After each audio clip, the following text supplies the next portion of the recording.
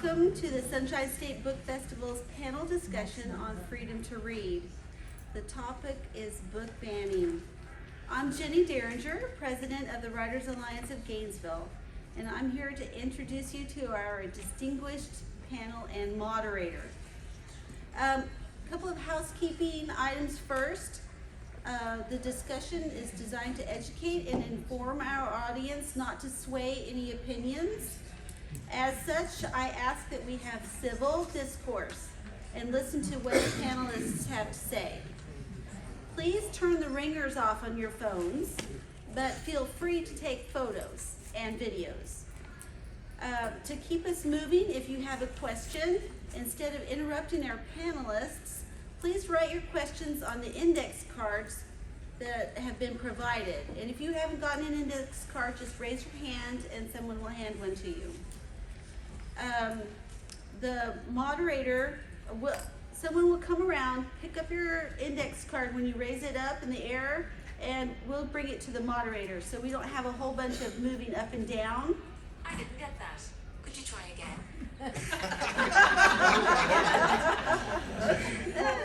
All right. Homeland Security. There's no guarantees. If we get a lot of questions, the moderator is the one that is going to decide which questions are going to be asked. So no guarantees that we'll actually get to your question, but he's going to try to get to everybody's question. And if you need a second card, just raise your hand and someone will come around, probably me, and give you another card. Okay, I'd like to give you a little context on today's discussion. Book banning is the act of a public entity to remove literature from a public forum like a library or a school. For today's purposes, a public entity is any institution receiving federal, state, or local funds. Banning is censorship taken to an extreme.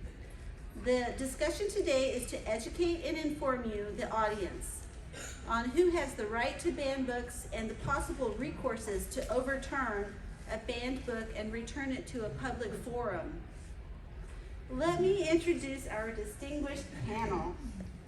Each of the panelists has their own expertise in their field and have had occasions for run-ins with banned or challenged materials. Mr. Joe Corder, raise your hand. I don't think we didn't put names out in front. This is Joe Corder. Joe has been an active member and president of Gainesville Civic Media Center and is the owner of the Iguana, a progressive online current events newsletter.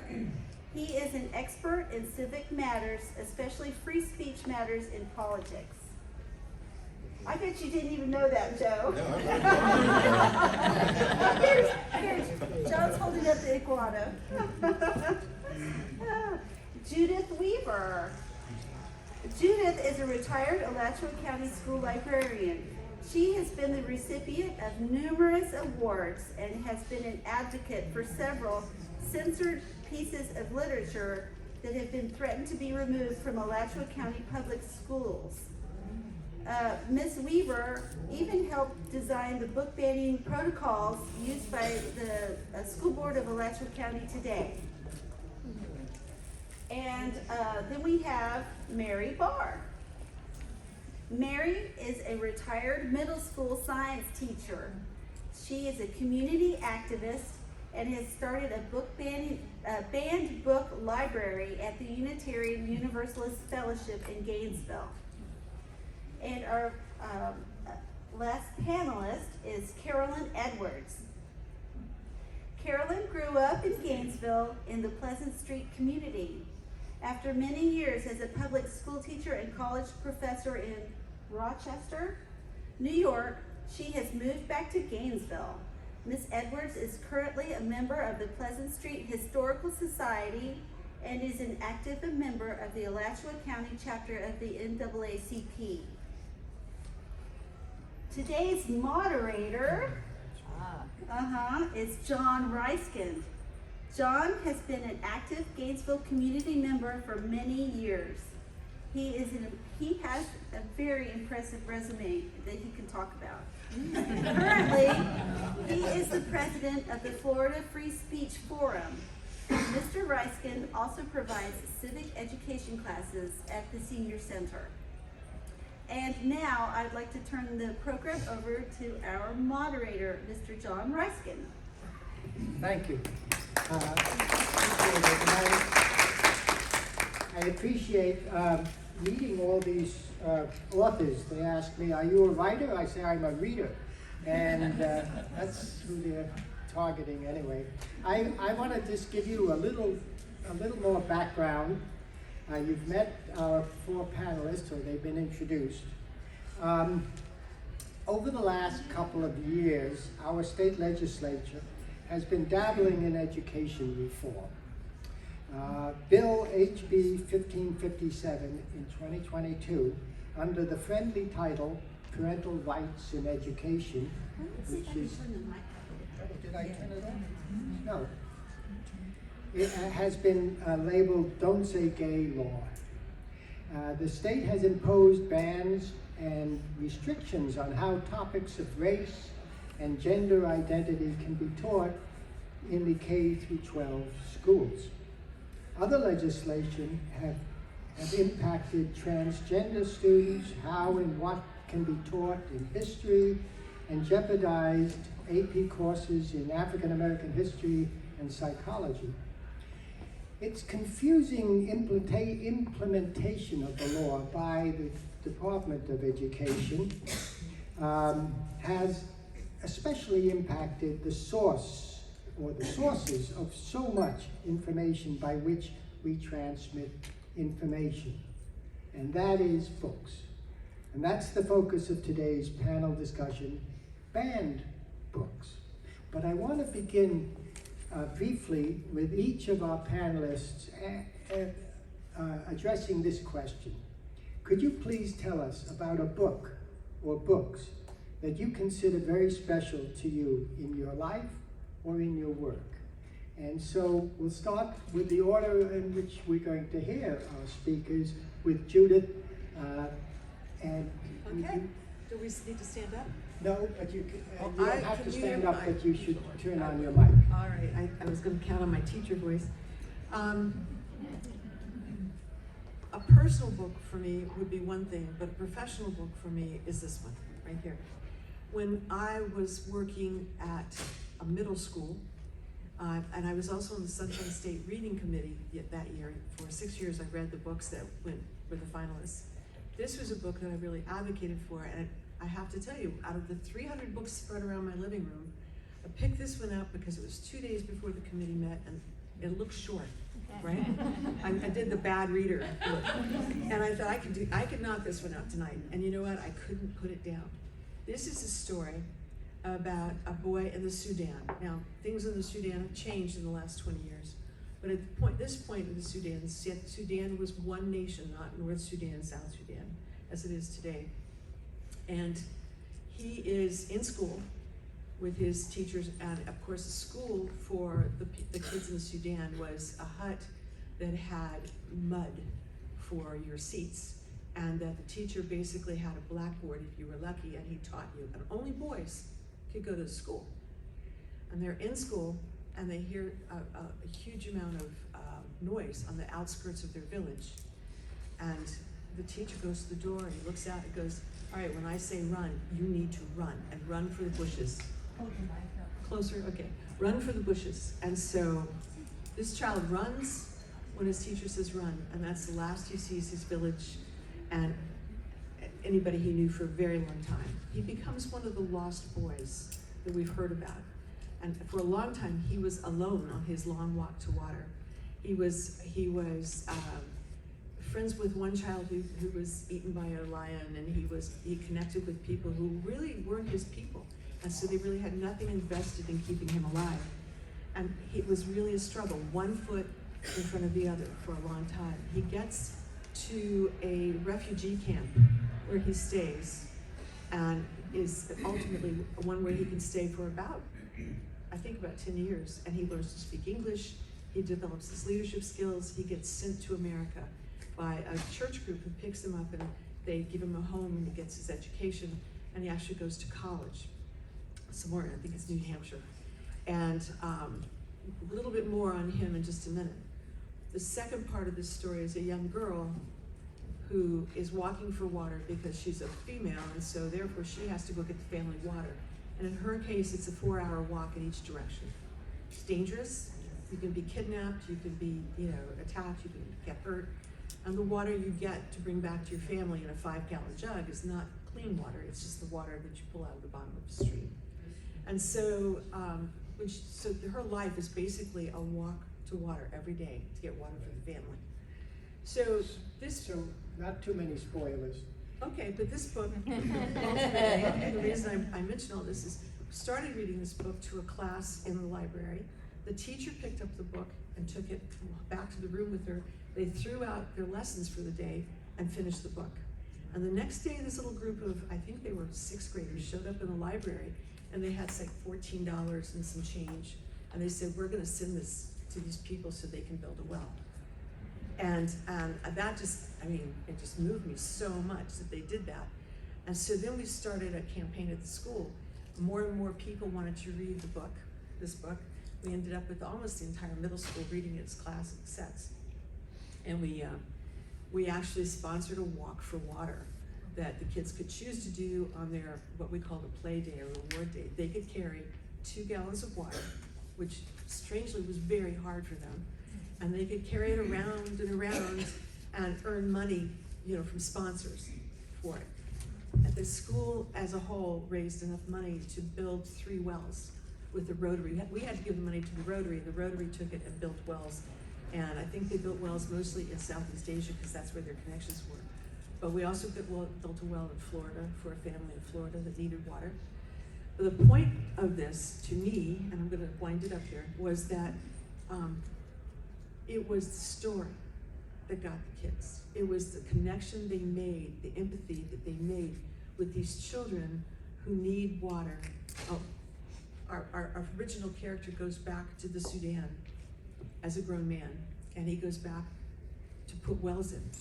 And the little girl, who's a fictional character, Salah is real, the fictional character walks up to him and says, why are you helping my village build a well? Your people and my people are enemies. And he says, you need water. We all need water. And the conditions for having a well put into your village by his group were that, first of all, the water is free to everyone. No one is turned away for the water. And the school will build the village will build a school for girls so that because they no longer have to walk for water. And now the girls can go to school also.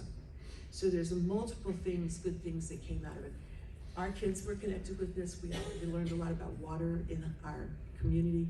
And also this book made such a huge difference to probably, more kids than I could teach in a day. It just seemed to branch out. I know other schools have also done this project, The Long Walk.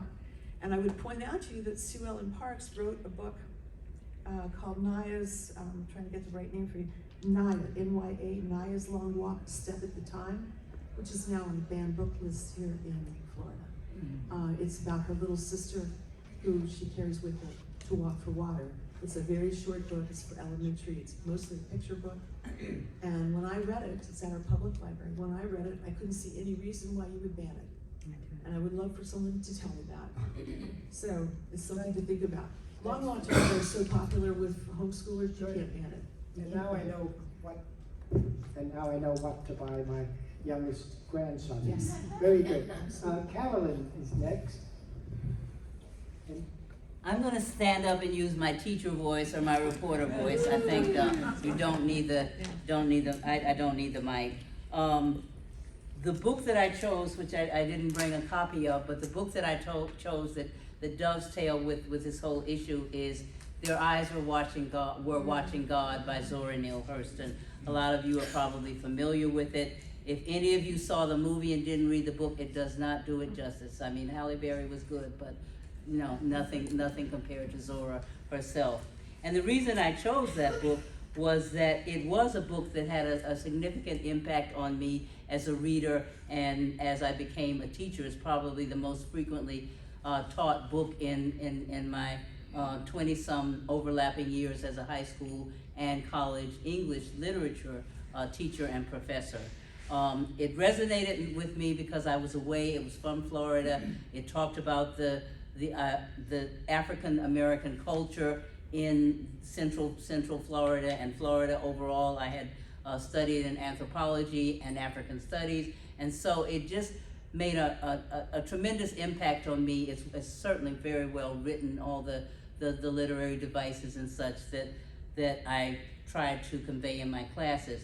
But the reason that it was most relevant to me is that I read it when I was working on my third college degree. I already had a high school diploma, a college a college degree, and a master's degree. And here I was just reading this book because I hadn't been exposed to it. So my entree into freedom to read is access to books, and specifically in my area of interest, which is African American, not only literature, people, seeing myself in the books that I read in high school and college and personally. I had a discussion with some people beforehand that's what one of the ways that I defined myself was as a reader.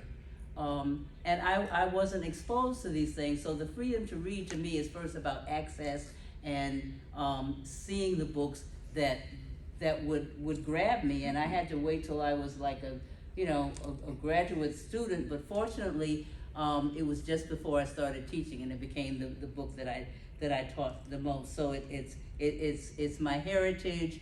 It is banned in some areas, although it was my most frequently taught books. But I retired 8 years ago, and the landscape has changed significantly since then. The second strand is as a teacher, and I was fortunate to live in a sweet spot where there weren't a lot of books that were quote unquote banned, and some of the books that I taught were the books that are on the most banned books, for example, of Mice and Men. That was a staple in my class, and I had one small incident with that, not because of the reasons now stated about the book, but one teacher saw the word, and I'm going to say it, one parent rather, saw the word damn in the book and said, I don't want my child exposed to that. But that was at a point where it wasn't systemic, and I could just honor that parent's desires and have that child read another book. I had a teacher who had a free period, read with another book with that child while the rest of us read of Mice and Men. Now, I don't know, they're gonna tell me what not to teach, and that's where my danders are up, because what it's saying is that I, as a professional person, a teacher or a college professor, yes, here at U of F, and they're having those struggles. Somebody from Tallahassee or DC is going to tell me that I can't teach this book, which is a total insult to me as a professional. I mean, in New York where I work, you had to have a master's degree to be a teacher. And here's somebody saying, you can't teach this. You don't know what it is that's appropriate for the children or young people or even adults in your class, and what they can and can't read. So that's my take on that.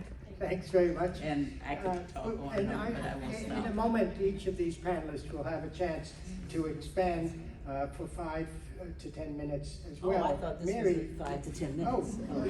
I'm done. I'm sorry. So Mary, you're next. Okay. Can you hear me okay if I use my middle school voice?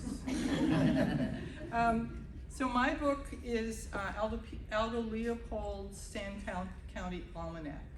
I lived in the upper Midwest in my young years, in my 20s and 30s, and on a long winter's day and night, I curled up and very cold, snow on the ground outside, and read that book through from cover to back. And it really changed my life because it changed the way I looked at nature. I'd always loved to be in the woods and loved to walk in the woods, but he explained relationships with nature in a way that just changed the way I looked at it. And it is a revolutionary book in many ways. And then as I began to teach later in my life, we had one chapter we used.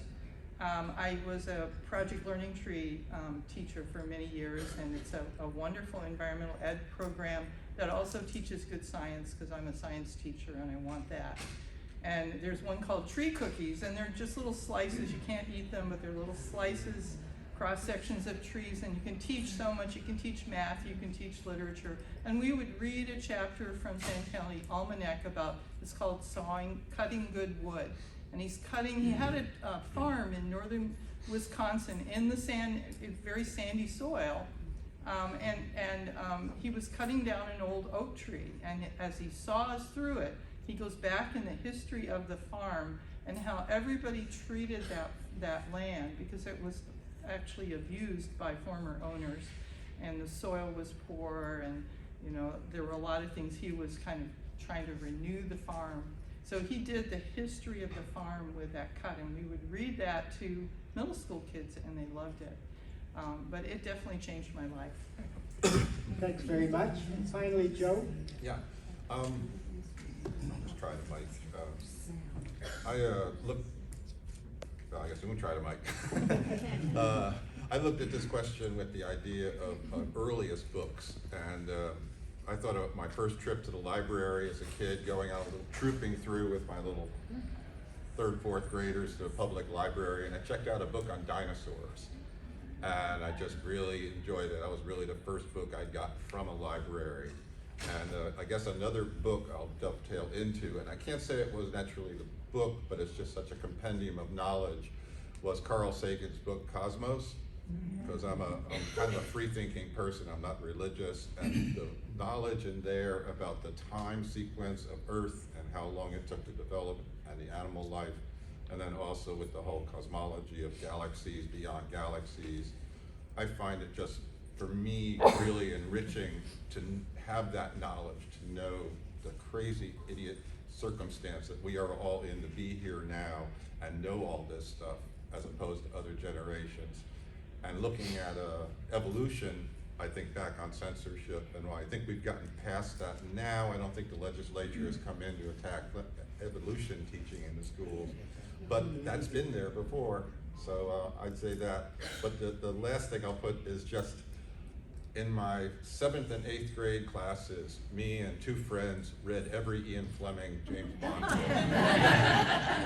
And that, outside of school, brought up my reading level probably more than anything I had in school, because I wasn't all that diligent of a student.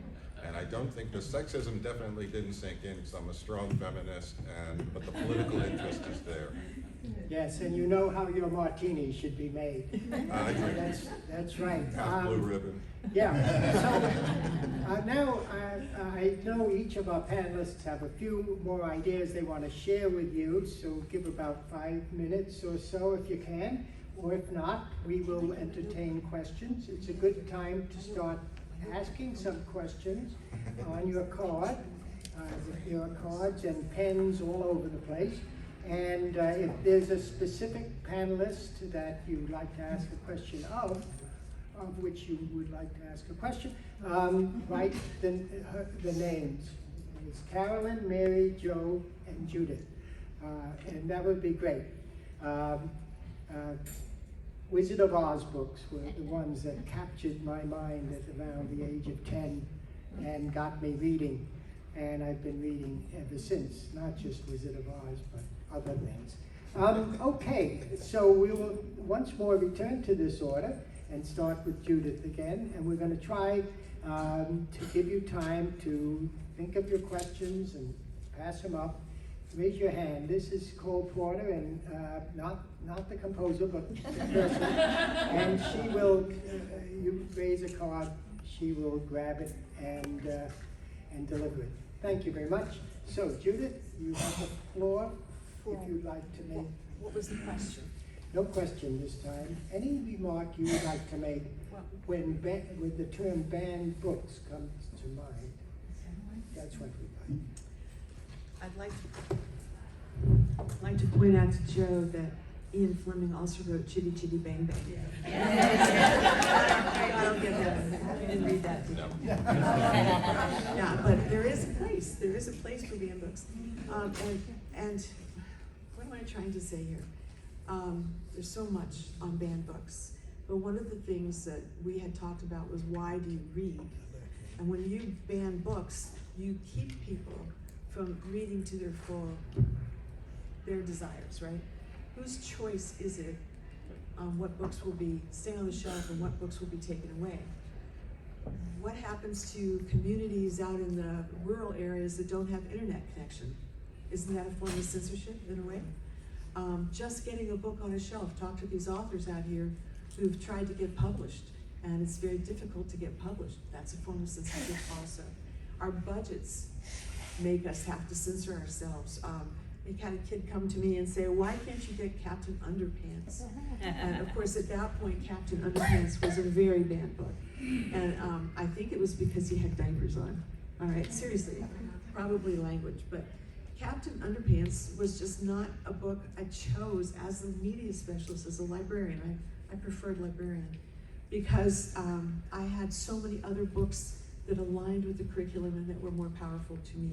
The Captain Underpants was something I would buy for fun. If we had enough money left, I'd buy for fun. And you have no idea how tight the money in our school libraries can be. So I'm trying to match up with my curriculum, but I would like to think that I knew the kids pretty well. I would also tell you that I had kids come to me, let's say an 8th grade boy who'd come to me and say, I want to read Mein Kampf. And I said, okay. I'll get you Mein Kampf that got it at the high school. I'll get that Mein Kampf brought down here, but I want a note from your mom that says it's okay for him to read this. Why?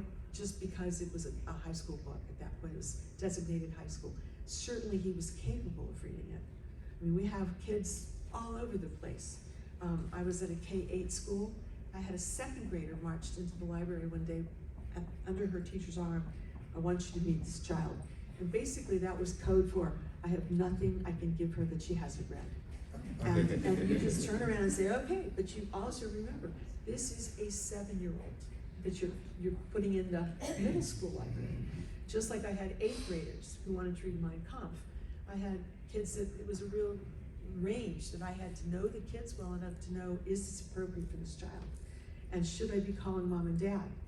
Or should I just trust them? And a lot of people would say back to me, they can read whatever you want them to read, whatever they want to read. That was wonderful, because then you could hand them any book, anytime, right? They'd ask you about it. It was more for what they were interested in. That's one of the quandaries that school librarians have that public librarians do not. And local apprentice. We'll talk more about that in another point. Next person. Very good.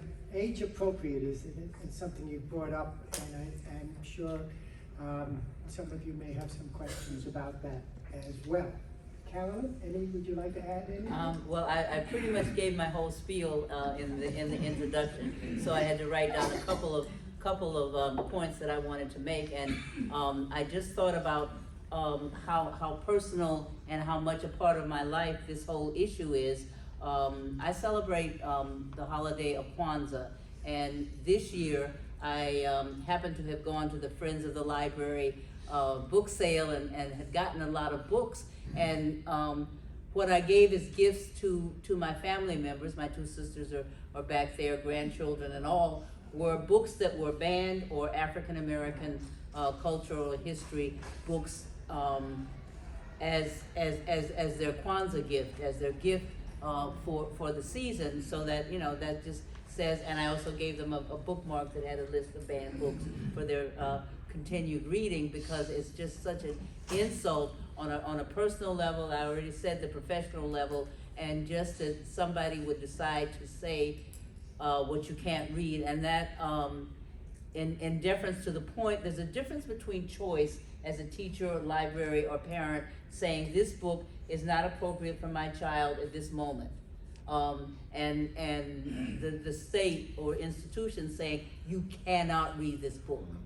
That's a big difference, and that's certainly important. The whole idea of prohibition, which it, you know, seems to be, is just totally, you know, outlandish to me. So I just wanted to make that point, that it's personal for me, so that's my interest in it, and that there is a difference between choosing not to give a child a certain book at a certain time and saying you cannot have access to this book. And the associated point is that there are a lot of topics that are difficult, and I understand at a certain level the motivation. I mean, it's hard to talk to little kids about sex or war or racism, but those topics are part of life, number one. They're part of history, and you talk to them in an age-appropriate way. And I think that that's something that's totally lost, that you don't do the same thing for a kindergartner that you do for a college graduate student.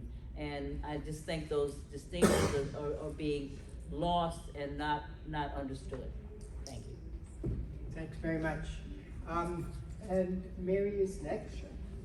She has a pile of books. I Have you do. bought them? So I'm gonna stand up. Oh, I'm not, these are, some of these are for, I am working on a library for our Unitarian Fellowship, but we also have 2 tutoring programs that we support, and we also are gonna give banned books to the Pride Center as well. And so I'll just tell you, kind of go through my story here, and that is that I first we got a grant from our Social Justice Council, got a grant from our fellowship for $500 to buy banned books. And then, because I'm also a vet and a member of Vets for Peace, they gave me another $200. And so I decided to spend that first and get banned anti-war books, which we did. And what I do is I buy a set for our library, and then I buy a set to give away.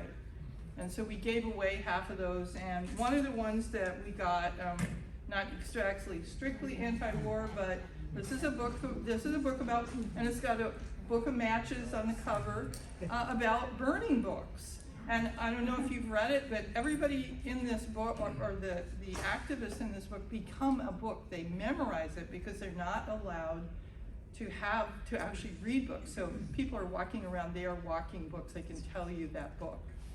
And I thought, and this kind of inspired me, we've just had a discussion, well, how long are we gonna keep this library in the church? And I said, well, what if the church becomes the only place we can get books and read them?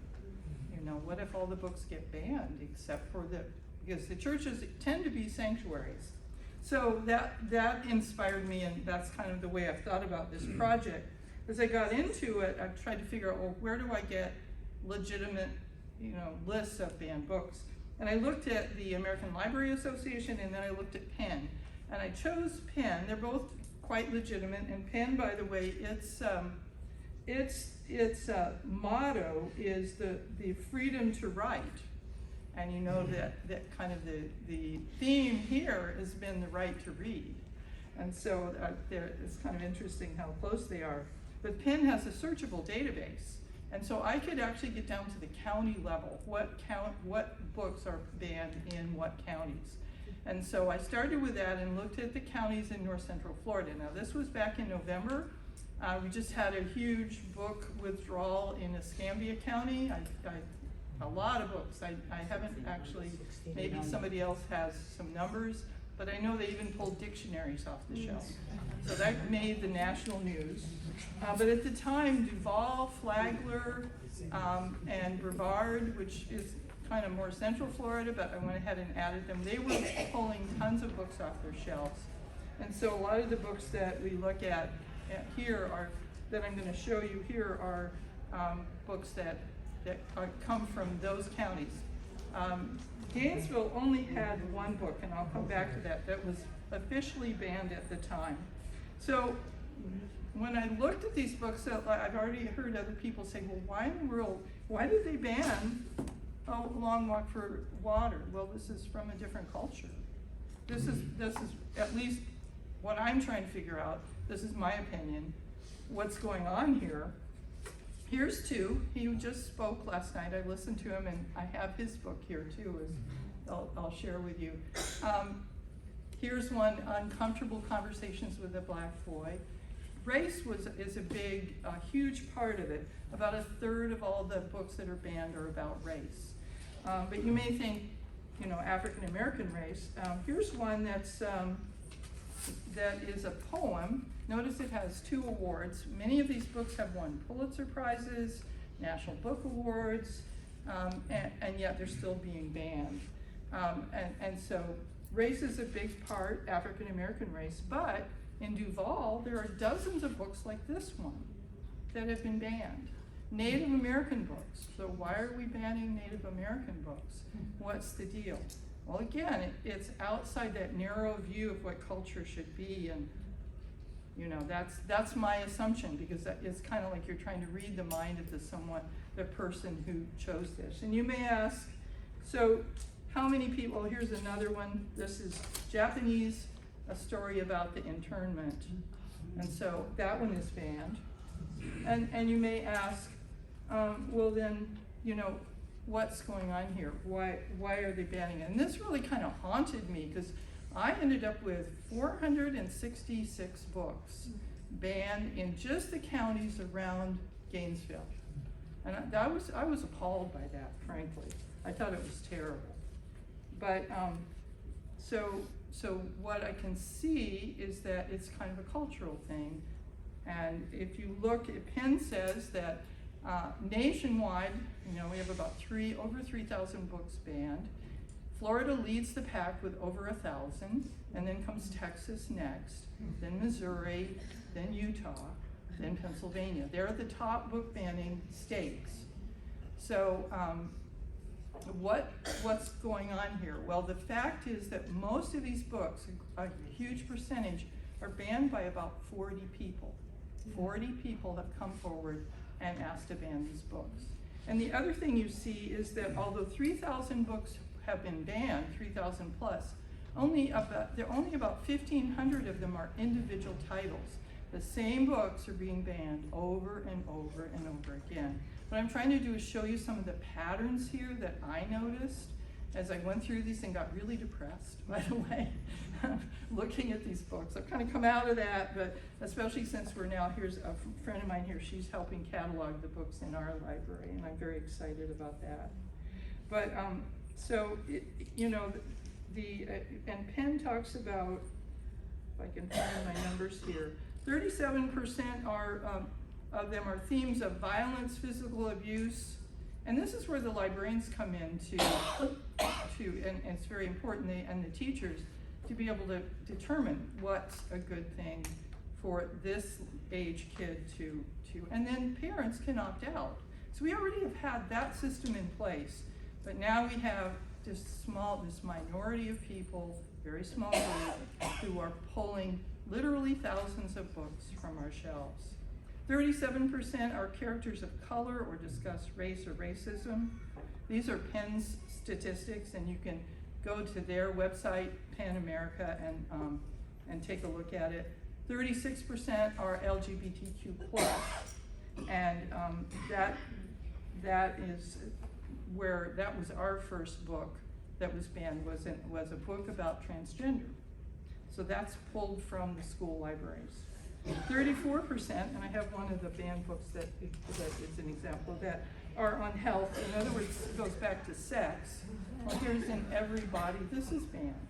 This is for primary kids. It's actually been around they've updated it, but it's been around for many, many years, and it has won awards. So, and here's an LGBTQ+ book as well. So I just want to say one more thing real quickly, and that is that there are places to get ebooks for free now, and the Brooklyn Library, the New York City Library, the Seattle Library, the Los Angeles Library, and if you're interested in how to get, or your teen get to ebooks for free online, please talk to me afterwards. Thank you. Very good.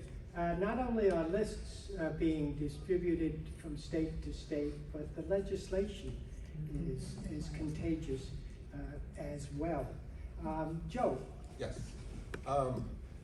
Yeah, I'm not a book publisher, but I do publish Gainesville Iguana. We've been doing that for 38 years. It's a community newspaper, and so that's my connection to publishing, as it were.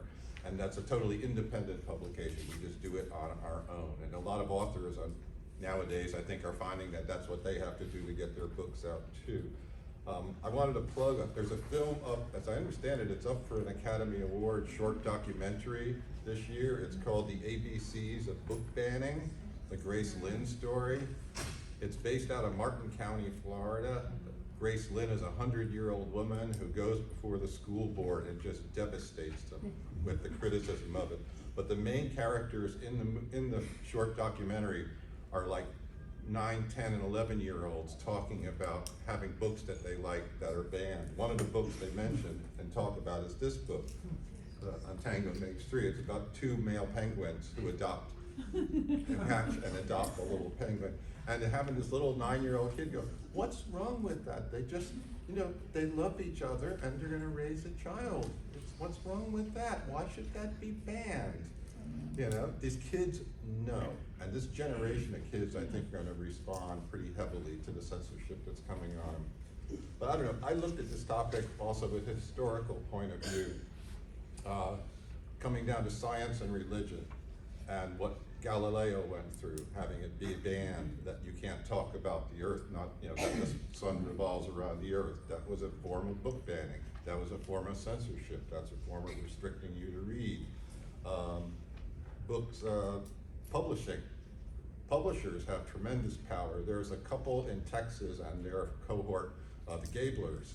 In Texas in 1980s, they put pressure on the Texas textbook publishing industry, and were able to totally change the tone of the textbooks being published. And it wasn't just Texas, it's just Texas was the largest market for textbooks. So they were able to suppress that. And that had to do with issues of sexuality as well as evolution. So this stuff has been around for a long time.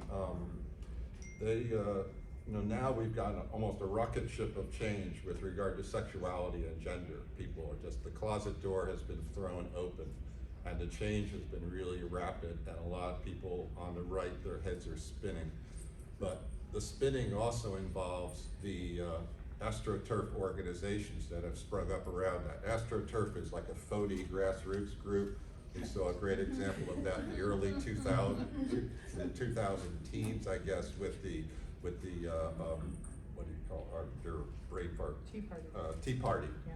Yeah. Which was heavily funded, but it's all these citizen activists. Now we have Moms for Liberty, and we've got certainly a great poster child for hypocrisy here in this state with them. But that was formed by wealthy Republican women, many of them connected to politics, and then coming across and starting chapters and going before school boards and harassing basically our school boards, and harassing with the tone of hostility that has come up in our culture since the age of Trump. And this is what we're facing, and it's a really difficult period we're coming into, but we have to realize it's up to us to fight back, just like that's what it's always been. That, when people had to beware that censorship was happening and stand up for it, and stand up for kids, and kids hopefully can be empowered to do things to make an impact, because it's nonstop. There's people who fear change. Then getting back to the ABCs of book banning, when this woman talks before the school board, Grace Lynn, she talks about how book banning, it's the freedom to read is part of the First Amendment. That's what the heart of the First Amendment is. You have a right to read. Book banning is not about, it's not talking about, it's fear, it's control, and they don't want change, and they're fearful of change, and that's the mind lock that a lot of people get into.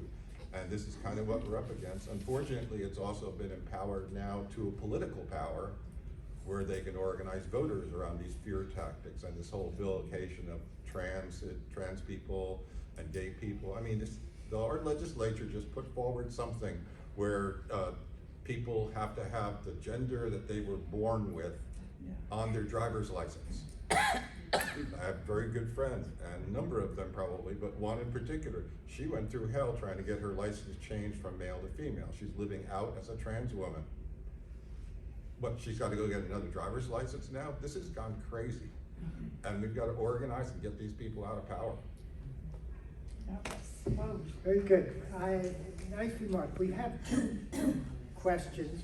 I will add that one of the concerns about some of the legislation, it's kind of vague and it creates intimidation and fearfulness of our teachers. They are not sure what they're going to do if it's a felony. In some cases it could be, and they have a job, they got to eat. But there are two basic groups of questions. One of them is brief, I hope, and I'd like to, and it's basically, what's the impact of censorship on writers? Now, I've heard some, I was listening, some writers say, gee, if I get a banned book, it'll sell. But I'm curious about anybody who wants to respond to that. I'd be happy to start. Mary? Well, I went to hear Ibram Kendi last night, and he was asked why he writes, and he said, well, my books are being banned and I have to replace them.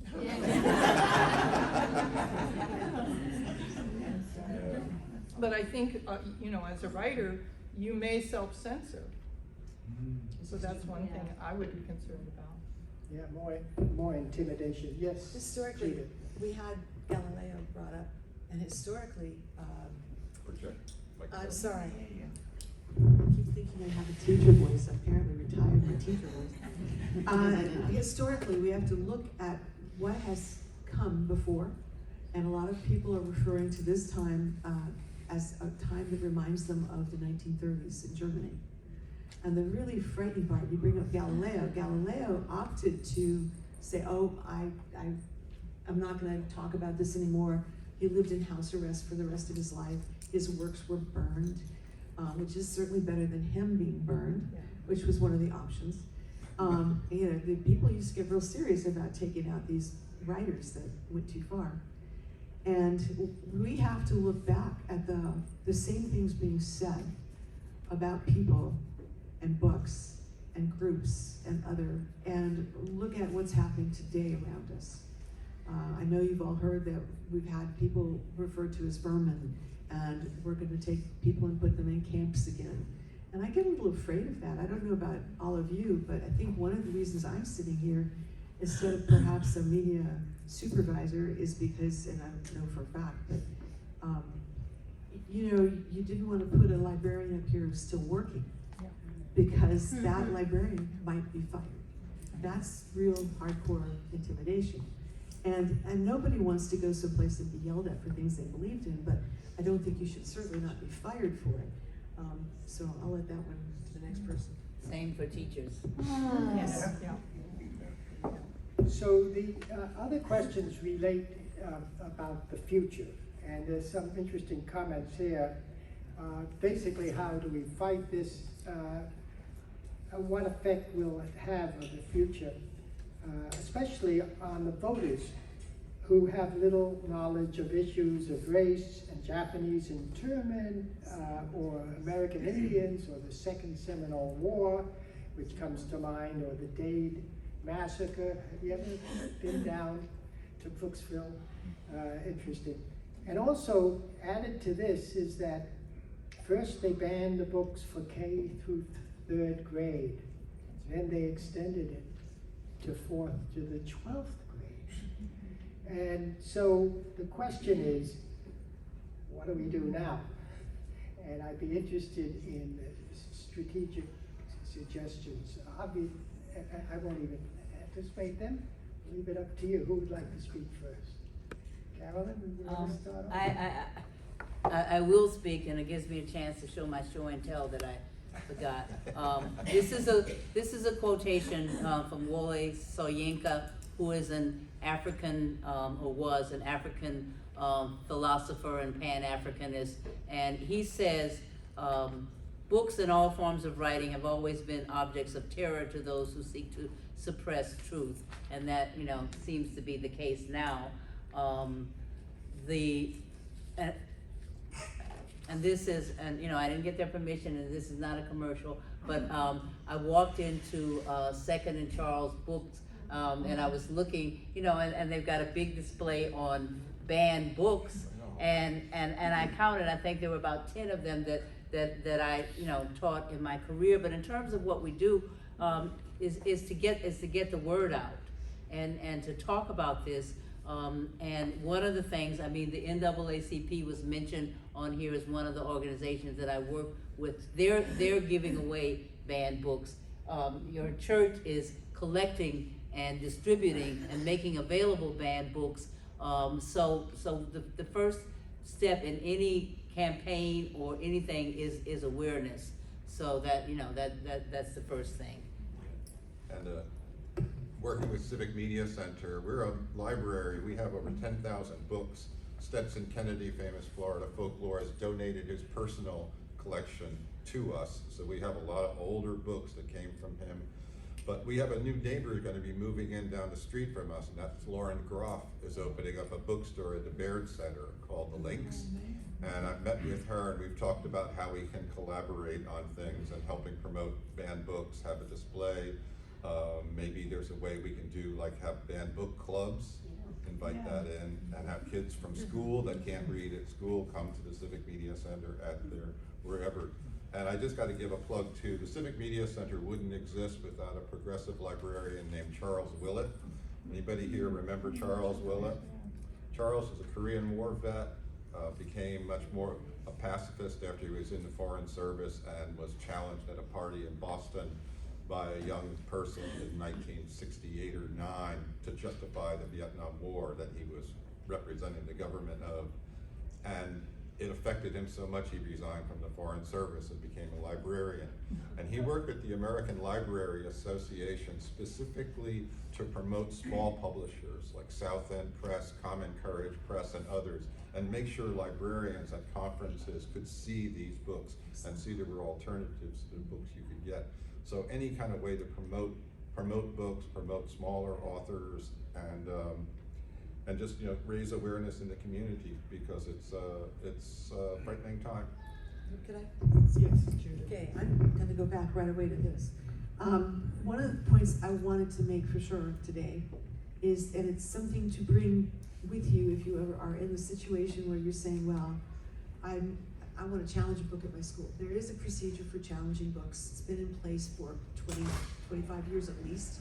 And it was a very valid procedure that asked you to read the book that you were challenging, and then answer some questions about it, and then the book was taken to authority figures like the school psychologists and things. They read the book, and they recommended to the principal whether the book should stay or go. All right, that procedure was in place and worked pretty well for a long time. Today, I think that they get a list from on high, and then they start pulling the books.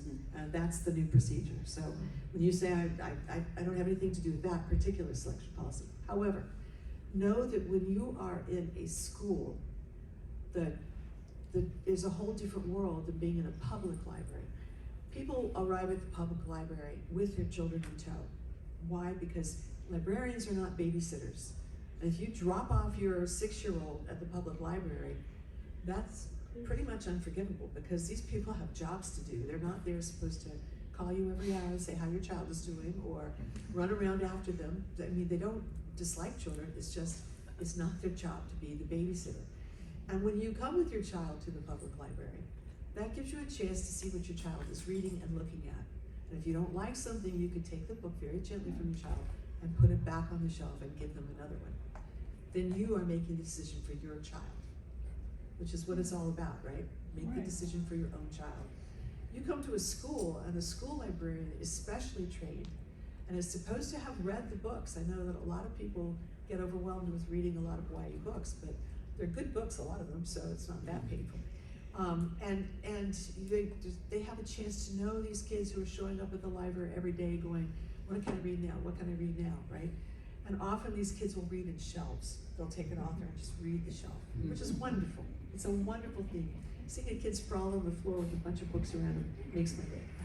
But you need to know, 8th grade girls. I will tell you what I used to do with my 8th grade girls. I would, at the end of the 8th grade, I would say, okay, I'm going to talk a book for you I'm going to talk a book to you, but it's mostly I'm talking to the girls here, the young women here, And I would not talk this book to you until you were at the end of the 8th grade because of its content.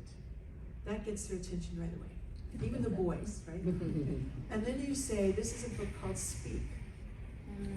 And Speak is about an 8th grade girl, that's somewhere between 8th grade and 9th grade, who goes off to she's real excited because she's been invited to a high school party. And all the cheerleaders are gonna be there, and all the football team's gonna be there, and the parents are not gonna be there. And the book is not particularly graphic in terms of what happens, but you can imagine what happens to this young lady. This one guy pretends to be very interested in her, and he takes advantage of her naivete. And she tries to call the police, this is before cell phones, and she can't talk. But the police come as an emergency call, and all of the football players are thrown off the team, and all the cheerleaders are thrown off the cheerleading team because they've been drinking and doing things they shouldn't be doing. And everybody hates this kid when she gets to the 9th grade. No, she has no friends, and she still can't talk. Nobody seems to figure out what's wrong with her. I had a teacher who was fairly conservative and also beloved come to me and say, one year, not this year, and say, I want to have my kids read Speak. And she came in with a fistful of Sharpies in her hand. And she said, this is such a good book. All we have to do is cross out a few paragraphs. And we can read it. And I just looked at her and said, I will send this book to the high school before I cross anything out. And I said, you can challenge this book if you want to, but the point is that when you tell parents what the book is about, when they read it for themselves, often they have no problem with that book that someone wants to challenge. It's a good book because it teaches kids things to be aware of in the world. Like, don't go to these parties with lots of high school boys and lots of booze, So there's a place for this and there's a way to handle it. But remember that your public library should be sacrosanct as far as what they can put on the shelf and not, right? The school library is different, but the public library is where all the adults in the room go to read too. You want them telling you what you can read, because that's the next level up of turning up the heat. Thank you very much. I wondered, someone mentioned that only one book has been Well, no, banned. that was in November. There's another Right. one now. Could you I share was trying to that remember the name of information it. with us? Because I've got a list. I'll be walking around all day saying, what was that book? Find it. Yeah. And- It starts with Magenta Transgender and Non-Binary Teens Speak Out by Susan Culkin. These are all LGBTQ plus books that are banned just in North Central Florida, not nationwide or statewide. And in now this I county, believe that's- genderqueer is the other one that, again. Everyone's banning genderqueer. Yeah, Everyone. and that one has been banned in Alachua County. And It's been pulled in anyway. the school system. Right. But, Yeah. we say that, but there's other books, like Moss, for example, is banned in so many places. And Moss is banned because, they use, mice and animals. Or some people say Mouse, that's, yeah. mouse, I'm saying it wrong, I'm sorry. Right. They're saying, It's a graphic novel. it's a graphic novel, and they're saying that it's racially unfair. But it's got 8 bad words in it, and it has a picture of his mother who has killed herself, and it's just from the head back, like this, looking at her from the head back. So it doesn't hit your classic definition of pornography. And otherwise, it's all mice and cats and pigs. And it is a Pulitzer Prize winning book. But I challenge you to find that book. You don't have to have a formal challenge. You can Right. just pull them off the shelf. Yeah. Right. Just- Yeah, just- Joe, you would like to say? Just Yeah. one other quickie, just Yeah. what I ran into with the Gainesville iguana, one of my stops coming back from my printer near Jacksonville is at Bradford County Library and giving them a stack of iguanas to put out, and they've always been really responsive and stuff. Well, I had an email forwarded to me from the transcript of the county commission up there where somebody had gone in and found an iguana in an area where children could reach it and said it taught infanticide or abortion rights and stuff like that, and that the library funding should be cut because they're allowing this horrible material to be out. So the next time I came in on delivery, I didn't ask, I just kind of came in. I said, well, you heard, yeah, we can't take as many, we're just gonna put them, you know, take a smaller amount, we'll deal with it. And when I came in this past time on this last delivery, they were like, yeah, give it to us. I think it passed by, but this is where some right-wing busybody came in and threatened to defund the library because it was allowing Gainesville Iguana to be turned loose. I have one more question, and then I know it's noon, Sorry, and everybody's hungry. Or let me just see it. What can we do to support our public library with respect to freedom to read? We have a very progressive library, but every library in the state has been directed by the state powers that be to quit the American Library Association. Wow. And when I asked the director, Shani Livingston is a tremendous champion of freedom to read, she said, if we become the Lone Ranger, it is a tricky thing. So there's this intimidation, and it is frustrating to all of us. So Leave a comment, go to the library website. And I did this once just on the spur of the moment because I truly do love this library. And I was afraid when I came here from Boston, I was afraid I was gonna be in the deep south and it was gonna be no library really available. And I was told, no, Gainesville is a book town, you're gonna love it. And this library is perhaps the best public library in the Southeast, no doubt. We have a treasure here.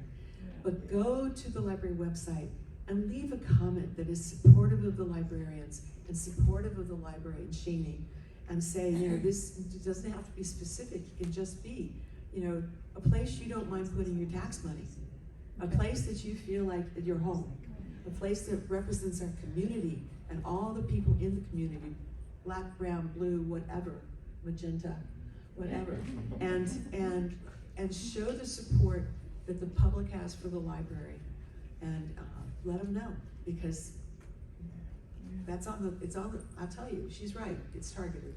Yeah. The opposition is organized. I also blame Gainesville Sun, where we can't write our op-ed pieces and our letters. And when you send a letter to some other city, you don't usually see it printed. So it's been a great frustration for many of us how to express our opinions. And an alternative way is to take those 3 minutes before the school board meeting or before a city or county commission and just give support to our local library and our teachers. These are professionals. We give our children up for a third of each waking day to these teachers, and so that should encourage, we should give them support as well, and of course pay them accordingly. Thank you very much for coming. Thanks for the